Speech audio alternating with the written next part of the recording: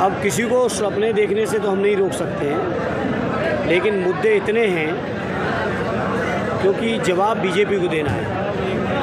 14 के घोषणा पत्र का, 19 के घोषणा पत्र का, 17 और 22 के घोषणा पत्र का जवाब बीजेपी के लोगों को देना है। आज देश और प्रदेश और सैसवान और बदायूं का नौजवान पूछ रहे हैं कि कहाँ गए उनके 2 करोड़ रोजगार।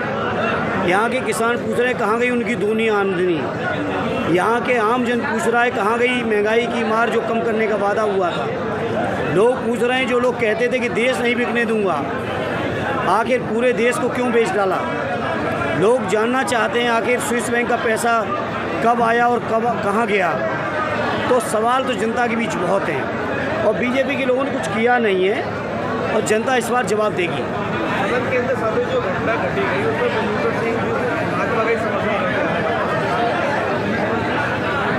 संसद के अंदर जो हुआ, मुझे 15 साल खुद भी सौभाग्य मिला संसद में बैठने का और पूरे संसद के इतिहास को जानता हूँ, समझता हूँ। 75 साल की आज़ादी के बाद भी कभी ऐसा नहीं हुआ जहाँ नई संसद के उद्घाटन के समय माननीय प्रधानमंत्री जी आचरण के ऊपर अपनी बयान दे रहे थे, निर्देश दे रहे थे। 2 दिन के अंदर ही उनका सांसद ऐसे वक्तव्य दे रहा है और बावजूद इसके भाजपा की कार्रवाई नहीं अब तक। वो तो जो दे रहा है, बीजेपी के लोगों ने कार्रवाई नहीं की। बड़े बड़े लोग हंस रहे हैं बैठ के, बीजेपी के केंद्रीय मंत्री।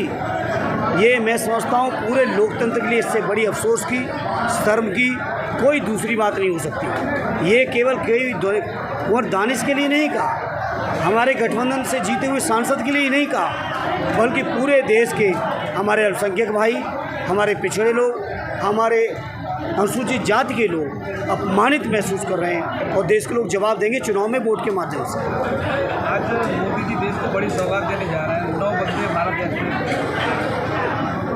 कोई सौगात नहीं, जो मैंने सवाल अभी उठाए दोहराने की ज़रूरत नहीं। प्रधानमंत्री जी इन बातों का जवाब दें, जो बातें 14 से करते चले आ रहे हैं, आखिर वो बातें कितनी पूरी की। जनता सब देख रही है और जवाब देगी।